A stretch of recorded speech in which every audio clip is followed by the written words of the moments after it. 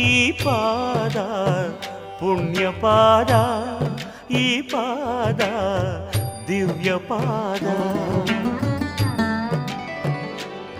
ಮನೆಗೆ ಬಂದು ಹೋದ ಪ್ರಥಮ ಲೋಕಪಾದ, ಮುಗಿಯದೆ ಹೋದ ನನ್ನ ಈ ಕರಬೇಕೆ, ಈ ಕರಬೇಕೆ, ಈ ಪಾದ ಪುಣ್ಯ ಪಾದ, ಈ ಪಾದ ದಿವ್ಯ ಪಾದ.